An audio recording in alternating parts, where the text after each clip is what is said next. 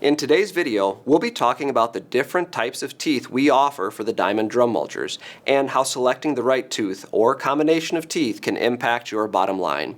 We understand that our drum mulchers are used all over the world in a wide variety of applications with differing expectations. For example, a contractor who is paid by the acre has a very different set of priorities than a rental yard who needs the head to live regardless of who operates it. Now, before we get too deep into tooth selection, we need to build up some general knowledge around tooth material and drum design. There's a lot here, so we'll start out pretty high level and really geek out toward the end of this video. Diamond uses two different materials to build teeth: steel and carbide. A steel tooth is built with the same intent as an axe. The heat-treated steel we use creates and holds a sharp edge, allowing that tooth to cut through the material. Just like that steel axe, the sharp edge can chip if it strikes rock hard enough, and sand will dull that edge over time. Tungsten carbide, or carbide for short, is used in many different industries, from mining to machinery, forestry, and mulching. Carbide is actually tungsten and carbide powder that has been sintered together. Similar to concrete, it handles compression loads really well. Also, the carbide teeth are generally designed to be blunt, like a hammer, making it super durable and an ideal choice when you're going to be in the ground with your drum mulcher. Now, back to drum design. Stay with me, I promise we'll talk about teeth soon enough. Diamond builds two different types of drum mulchers, and unlike some of our competitors, we're not just slapping a different rotor in the same shell. We've designed them to function differently. The depth control drum mulcher is optimized for steel teeth, and it works exactly like you think it does. When that sharp steel tooth passes through the vegetation, it cuts and slices it into mulch.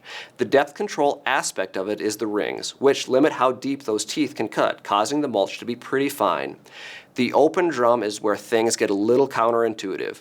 It's designed around carbide teeth and functions by gathering and pulling in whole pieces of vegetation, up to 6 inches in diameter. It picks that material up and pulls it into the mulching chamber. The vegetation is ripped and shredded apart between the rake tines and the rotating drum. It's actually a kinetic process, like a tiny explosion, and results in mulch that is a little larger than a depth control and has a shredded, fibrous look to it. It actually looks like pulled pork. Now, because it's creating the mulch by pulling that material apart rather than slicing it apart, we're able to get really good productivity with those carbide teeth.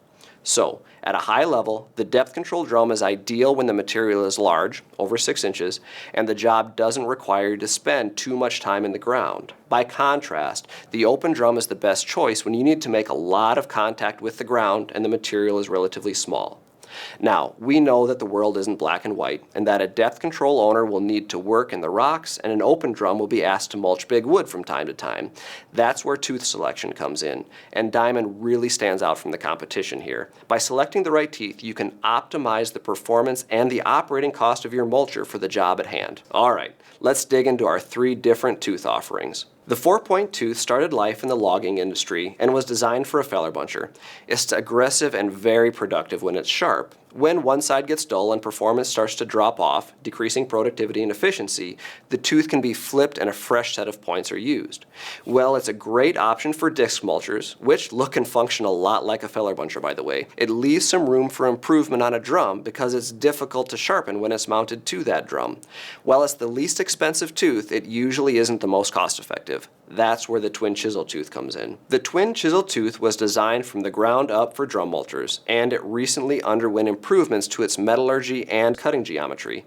Its proprietary design allows an operator to sharpen the tooth very quickly in the field with a common battery-powered angle grinder. Then, when one side has been sharpened down, the tooth can be flipped, exposing a fresh cutting edge. Because it's easy to keep that tooth sharp, the tooth will deliver peak productivity throughout its life. While it's a little more expensive to buy, the twin chisel's overall productivity and longevity make it the most cost-effective tooth in our arsenal. Now, let's transition over to our carbide tooth, the twin maul. This tooth was named twin maul because it tends to hammer the material apart. The carbide tip is incredibly durable, so it will tend to last much longer than the steel alternatives. A good rule of thumb is that it'll last 4 to 5 times longer.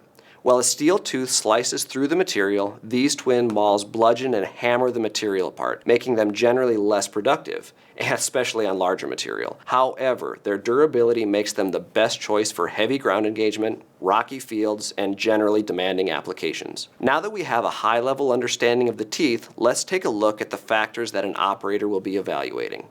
production. This is simply how quickly the tooth can work through the material. In general, steel teeth will work faster than carbide, with the advantage growing as the material gets bigger. In small brush, the two options perform close to the same, but in large wood, a sharp steel tooth is much faster. Desired mulch size.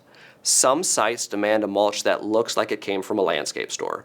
For those applications, a steel tooth will result in smaller chips quicker since they chop the material down to size. The mulch left behind by carbide teeth is shredded and will tend to be a little bit bigger than what steel teeth produce. Impact. From rocky pastures to abandoned farmyards full of old iron, the twin maul will tolerate impacts better than either of the two steel options. Operating costs and profitability. This is the most important one, especially if you are operating a mulcher as a business. In general, a steel tooth will result in higher production and therefore higher revenue if you're getting paid by the acre. However, because they dull over time and need to be replaced more frequently than the carbide teeth, they also cost more to operate. And their cost goes up as the amount of ground engagement or likelihood of impact increases. On the other hand, a twin maul carbide tooth will tend to deliver lower hourly operating cost, but also lower productivity, especially when the material is over 6 inches in diameter.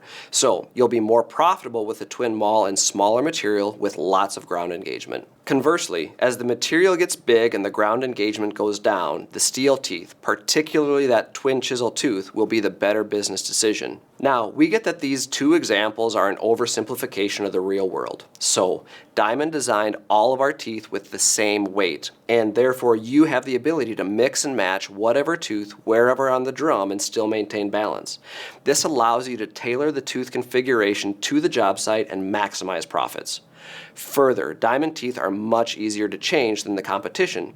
We only require 85 foot-pounds of torque to install the tooth. Some of our competition requires well over 400 foot-pounds, which requires much bigger tools and more effort. Because the teeth are easy to change, it's easy and convenient to configure the drum for the job at hand. Now, let's take a look at a couple of real-world examples and explore how this idea of mix and match can improve your profits.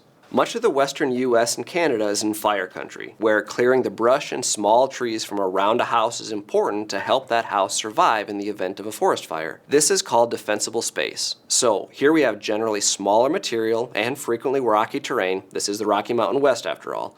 We also want to keep that mulch size relatively small and leave a nice finish when we're done since we're working in someone's backyard. For this type of work, we would generally recommend an open drum with the twin maul carbide teeth to handle the rocks. Then, to boost productivity and leave a smaller chip, we can mix a handful of 4-point steel teeth throughout the drum, maybe one in every 4 to 5 teeth or so. I'm using a 4-point here because they will tend to fail due to impact, so the ability to sharpen the teeth is less important. Now, let's move east to the Great Plains. From Texas to the Dakotas, cedar trees are spreading and taking over pasture land, reducing that pasture's carrying capacity and a rancher's profits along with it. Eliminating these trees, frequently through mulching, allows better availability of water and sunlight to the grass and allows the land to sustainably feed more cattle. These trees can be pretty large, up to 18 inches in diameter or so, and we're not too concerned with leaving pretty mulch behind. There also aren't many rocks here, but the ground tends to be sandy and abrasive, dulling steel teeth quickly. Here we would recommend a depth control drum with twin chisel teeth in the center and the carbide twin maul teeth on the outer thirds. This way you have sharp, productive teeth in the center of the drum when you want to reach up and grind those larger trees. Then, as you're reprocessing the smaller branches and making a lot of ground contact, you get to take advantage of the lower operating cost of the carbide teeth on the outer edges of the drum. The twin chisels are a far better choice here because the operator can sharpen the teeth up at the end of the day, resulting in more productive life than the 4-point tooth would offer.